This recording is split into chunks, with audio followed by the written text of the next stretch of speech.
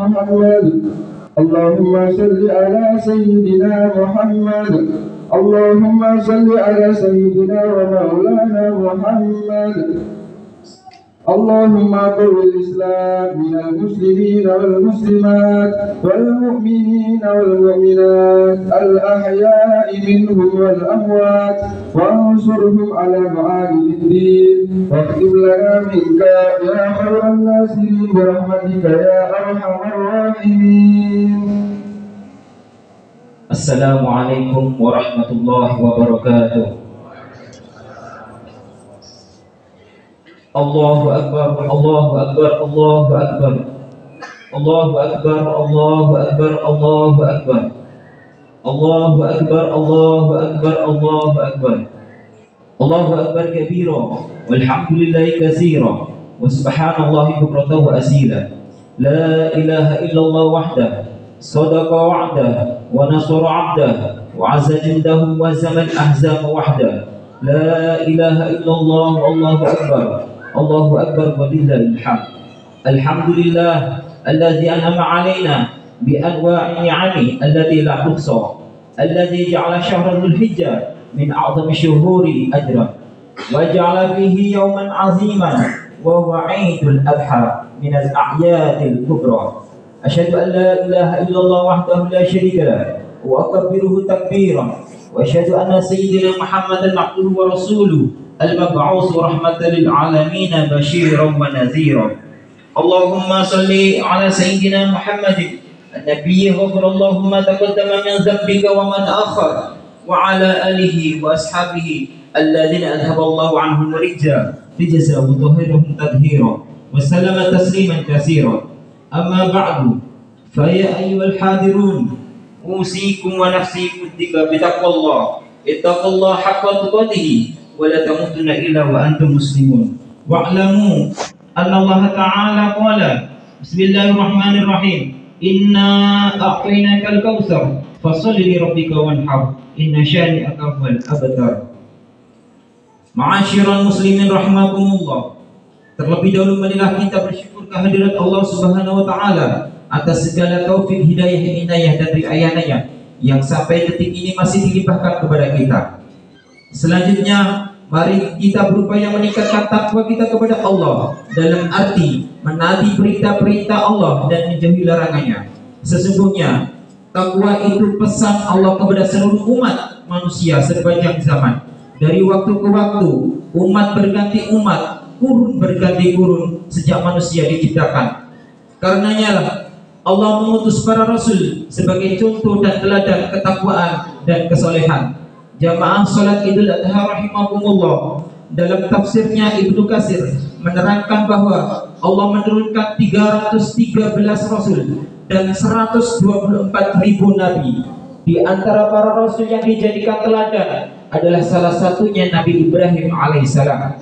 Dalam menyongsong bulan Dzulhijjah atau bulan haji atau menyambut hari raya Idul Adha, ini sangat penting kita ingat, kita sebut, dan kita renungkan kembali kisah beliau, kemudian kita teladani. Selain sebagai nabi pilihan yang mendapat gelar Khalilullah atau kekasih Allah, Nabi Ibrahim juga disebut Abul Anbiya atau bapak dari para nabi. Karena nabi-nabi sesudah beliau adalah dari zuriyahnya atau keturunannya. Nabi-nabi Bani Israel, Nabi Ishak, Nabi Yakub, Nabi Yusuf, Nabi Su'aib, Nabi Harun, Nabi Musa, sampai Nabi Isa alaihissalam, dan demikian juga junjungan kita Nabi besar Muhammad sallallahu alaihi wasallam. Nabi Ibrahim alaihissalam oleh Yahudi diklaim sebagai Yahudi, oleh Nasrani diklaim sebagai pengikut Nasrani, dan oleh kaum musyrikin mengklaim bahwa mereka mengikuti milah Ibrahim. Untuk menolak anggapan mereka, Allah turunkan ayat kepada Nabi besar Muhammad sallallahu alaihi wasallam yang bunyinya, "Maka Ibrahimu Yahudiyan wala Nasraniyan walakin kana hanifan musliman wa ma kana minal musyrikin." Ibrahim bukanlah Yahudi dan bukanlah Nasrani, akan tetapi dia adalah yang bersih dan muslim, dan dia bukan orang yang mensekutukan Allah. Quran surat Al-Imran ayat 67. Bahkan Allah sendiri memerintahkan kepada Nabi Muhammad SAW agar beliau senantiasa mengenang jasa-jasa Nabi Ibrahim, agar kita semua sebagai umat Muhammad tidak pernah melupakan keteladanan dan jasa Nabi Ibrahim alaihissalam. Allahu Akbar, walillahil hamd. Di dalam kitab Zuratul Nasihin dijelaskan bahwa Nabi Ibrahim alaihissalam dulu gemar sekali berkorban. Bahkan diceritakan ketika beliau sekali berkorban, selalu berkorban sebanyak 1000 ekor kambing, 300 ekor lembu, dan 100 ekor unta. Sehingga sampai-sampai para malaikat yang menyaksikan itu sangat kagum terhadapnya. Kemudian Nabi Ibrahim berkata, semua yang telah kukorbankan itu tidaklah berarti apa-apa. Demi Allah, seandainya aku mempunyai anak, maka aku akan mengkorbankannya di jalan Allah. Rupanya ucapan Nabi Ibrahim ini menjadi sebuah nazar yang harus ditebus. Namun karena waktu yang cukup lama, beliau tidak ingat lagi pada ucapannya. Sampai akhirnya ketika Nabi Ibrahim dikaruniai putra bernama Ismail, setelah penantian lamanya, beliau diingatkan kembali oleh nazarnya itu melalui mimpi, di mana pada saat itu Ismail sudah berusia 7 tahun, dalam riwayat lain 13 tahun. Tepatnya pada malam 8 Zulhijjah, Nabi Ibrahim tertidur kemudian bermimpi. Di dalam mimpi itu Nabi Ibrahim ditemui seorang yang mengingatkan agar melaksanakan nazarnya itu yang pernah diucapkan itu, yaitu seandainya aku mempunyai anak, maka aku akan mengkorbankannya di jalan Allah. Nabi Ibrahim kemudian berpikir, apakah ini perintah dari Allah atau datang dari syaitan? Sehingga pada hari tanggal 8 Zulhijjah disebut sebagai hari Karbiyah, yang bermakna pikir-pikir, apakah itu perintah dari Allah atau perintah dari syaitan. Kemudian pada malam 9 Zulhijjah, beliau bermimpi lagi seperti mimpi yang kemarin agar melaksanakan nazarnya itu. Barulah Nabi Ibrahim menyadari itu adalah mimpi yang datangnya dari Allah, bukan datang dari syaitan. Sehingga pada tanggal 9 Zulhijjah disebut sebagai Arafah. Arafah bermakna mengetahui bahwa itu adalah perintah dari Allah. Sedang tempat dinamakan Arafah, di mana umat Muslim melaksanakan wukuf di padang Arafah, di mana bagian dari rukun haji. Kemudian pada malam berikutnya, yaitu malam ke-10 Zulhijjah, beliau bermimpi kembali seperti itu, sehingga beliau bertekad akan mengkorbankan anaknya, dan oleh karenanya itu hari ini disebut hari berkorban atau Yaumun Nahar. Ketika Nabi Ibrahim hendak membawa Ismail untuk disembelih, beliau berkata kepada Hajar, ibunda Ismail, kenakanlah pakaian yang bagus pada Ismail, karena aku tidak membawanya ke suatu jamuan. Maka Ismail pun diberi pakaian yang bagus oleh ibunya, diminyaki isi dan disisir rambut kepalanya, sementara Ibrahim membawa tali dan pisau. Lalu beliau pergi bersama anaknya ke tepi Mina. Allahu Akbar, walillahil hamd. Di sana iblis sejak diciptakan Allah tidak pernah sesibuk dan serepot pada hari itu. Para iblis mencoba mengganggu Nabi Ibrahim agar berubah pikiran, agar tidak melaksanakan perintah Allah itu, agar tidak melaksanakan nazarnya itu. Iblis mengganggu Nabi Ibrahim dengan merubah pikirannya agar tidak mengikuti perintah Allah. Iblis bahkan menampakkan wujudnya yang membuat Nabi Ibrahim melemparinya dengan batu-batu kecil dalam upaya menjingkirkannya. Pelemparan ini terjadi tepat di posisi jumroh ula saat ini berada.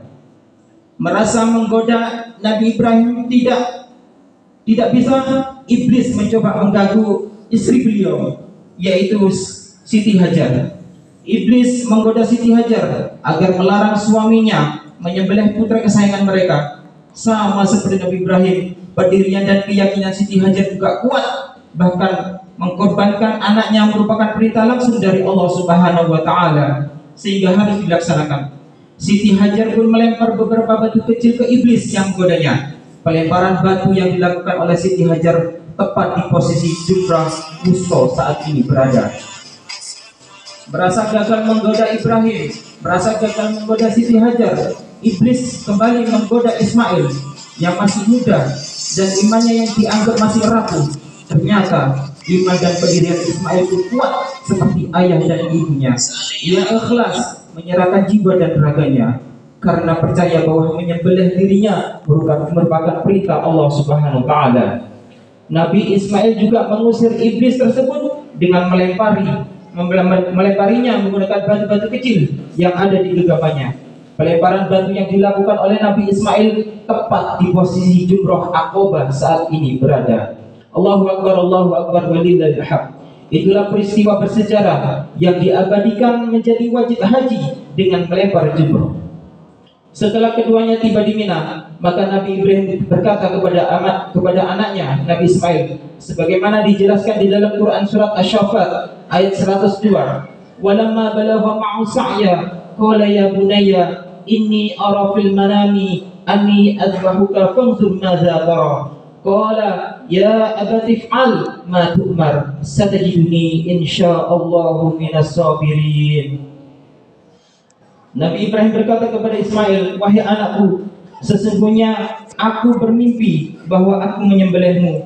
Pikirkanlah apa pendapatmu."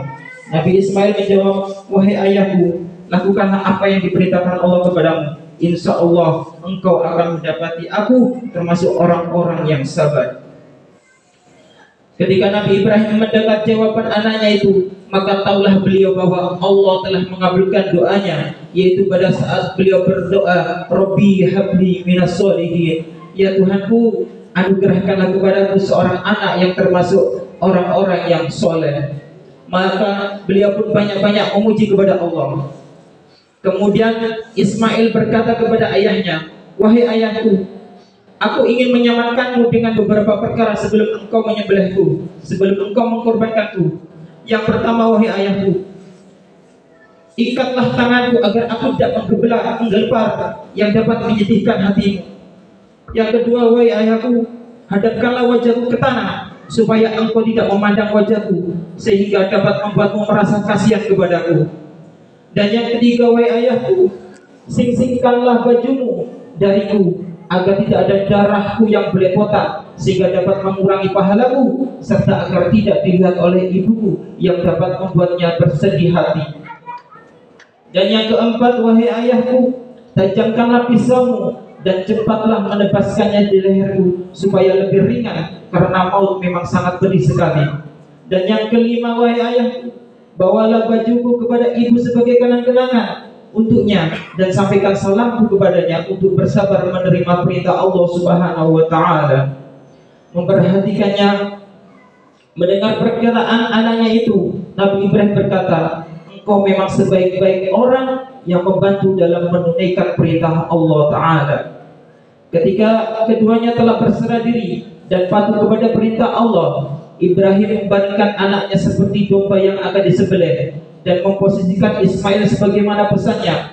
Ketika Nabi Ibrahim telah meletakkan pisau pada leher anaknya, ia masih belum sampai hati untuk menyembelihnya.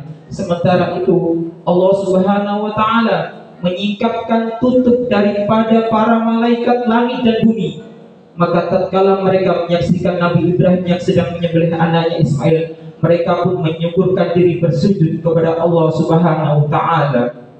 Ketika Nabi Ibrahim akan mencoba menyembelih putranya, Ismail berkata, "Wahai ayahku, lepaskanlah ikatan tangan dan kakiku, sehingga Allah tidak melihatku sebagai orang yang terpaksa dalam mematuhi perintahnya.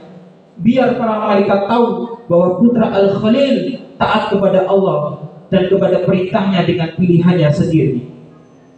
Maka Ibrahim pun menjulurkan kedua tangan dan kaki anaknya itu tanpa ikatan. Beliau palingkan wajahnya ke tanah. Setelah itu beliau menyembelih Ismail dengan segenap kekuatan yang ada padanya.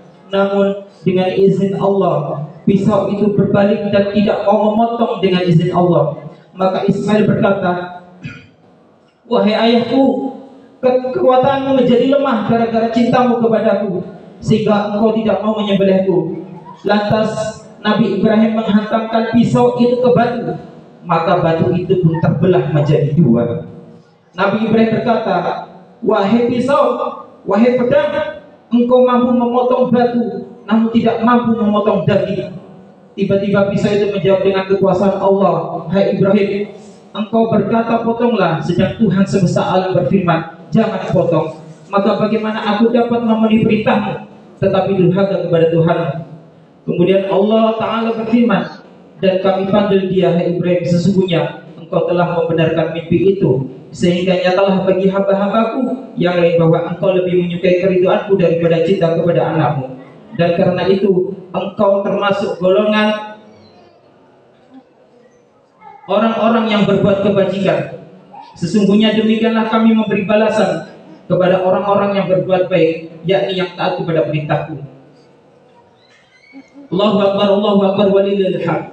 Sesungguhnya Ibrahim menyadari bahwa penyembelihan ini adalah cobaan yang nyata, sehingga dengan adanya cobaan itu bisa dibedakan mana orang yang ikhlas dan mana yang tidak. Namun tanpa ia disadari, Allah ternyata menebus pengorbanannya dengan seekor sembelihan yang besar dari surga, yaitu seekor domba yang pernah dikorbankan oleh Habil, putra Nabi Adam alaihissalam, dan diterima oleh Allah. Domba itu memang berada di dalam surga dalam keadaan hidup, sehingga akhirnya digunakan untuk menebus Ismail.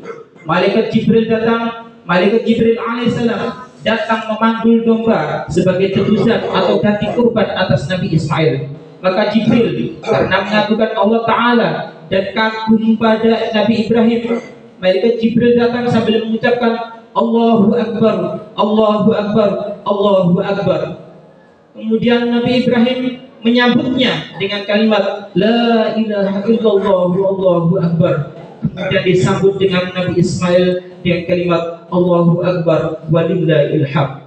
Allah memandang baik-baik kalimat ini, maka Dia mewajibkan kita membacanya pada hari Nahar, mengikuti jejak Nabi Ibrahim alaihissalam dengan kalimatnya lengkap Allahu Akbar, Allahu Akbar, Allahu Akbar, La ilaha illallah, Allahu Akbar, Allahu Akbar, walillahil hamd. Hadirin jamaah salat id rahimakumullah, hikmah dari kisah di atas. Yang pertama, kecintaan pada Allah setidaknya melebihi segalanya. Apa yang dijalani oleh Nabi Ibrahim alaihissalam dan Ismail menunjukkan kesadaran maksimal bahwa cinta kepada Allah Subhanahu wa Ta'ala lebih utama dari cinta kepada apapun dan siapapun, termasuk jiwa raganya sendiri ini. Semua ini dapat terjadi apabila fondasi akidah umat dan pimpin Islam kukuh tidak tergoyahkan. Dan yang kedua, para hadirin, pentingnya keikhlasan di dalam hidup. Dalam rentetan ayat tentang pergulatan batin Nabi Ibrahim alaihissalam dan Ismail tadi, Allah Subhanahu wa Ta'ala akhiri firman-Nya itu dengan kalimat, sesungguhnya ini benar-benar suatu ujian yang nyata. Lalu kami tebus anak itu dengan seekor sembelihan yang besar. Quran surat Asy-Syaffat ayat 106-107.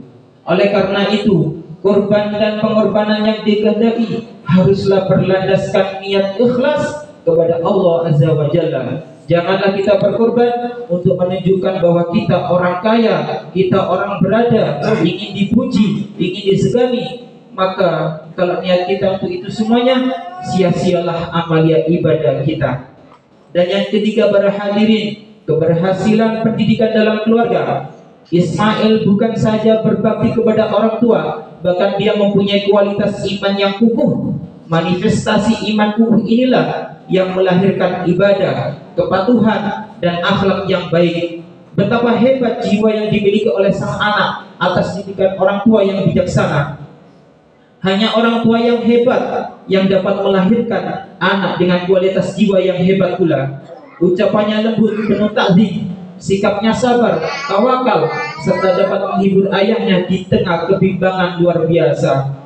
Hadirin rahimakumullah, bisa kita lihat dari seorang Nabi Ismail yang luar biasa, akhlaknya, pengorbanannya, ketaatannya, maka melahirkan keturunan yang luar biasa. Dari Nabi Ismail mempunyai putra bernama Adnan. Adnan mempunyai putra bernama Ma'ad. Ma'ad mempunyai anak bernama Nizar. Nizar mempunyai anak bernama Mudar. Mudar mempunyai anak bernama Ilyas. Ilyas mempunyai anak bernama Mudrika. Mudrika mempunyai anak bernama Huzaimah. Huzaimah mempunyai anak bernama Kinana. Kinana mempunyai anak bernama Nadar. Nadar memiliki anak bernama Malik. Malik mempunyai anak bernama Fikhir yang dilakabi Quraisy. Quraisy mempunyai anak bernama Khalid. Khalid mempunyai anak bernama Lu'ay. Lu'ay mempunyai anak bernama Ka'ab.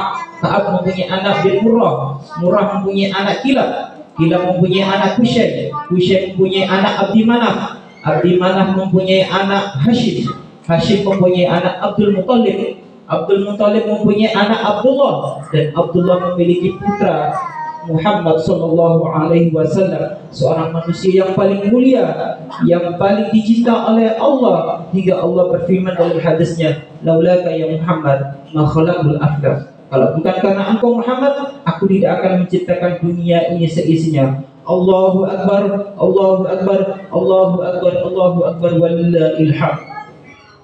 Semoga kita senantiasa memiliki cinta kepada Allah melebihi apapun, memiliki jiwa dan hati yang ikhlas, dan keluarga kita, keluarga yang memiliki kualitas iman yang kukuh, saudara kita, keluarga kita yang melaksanakan haji pada tahun ini, semoga senantiasa diberi kesehatan, diberi kemudahan, kekuatan, dan dijadikan haji yang makbul dan mabrur.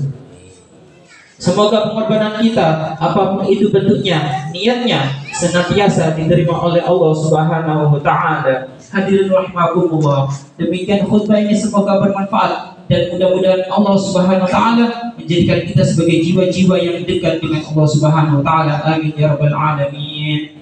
A'udzubillahi minasyaitonir rajim. Bismillahirrahmanirrahim. Wal 'asri innal insana lafi khusr illa الذين آمنوا وعملوا الصالحات وتواصوا بالحق وتواصوا بالصبر. بارك الله لي ولكم في القرآن العظيم ونفعني وإياكم ما فيه من الآيات والذكر الحكيم وتقبل مني منكم تلاوته إنه هو السميع العليم. اللهم صل على سيدنا محمد واجعلنا من خيار أمته ومن أهل شفاعته واختم لنا منك بالخير يا أرحم الراحمين.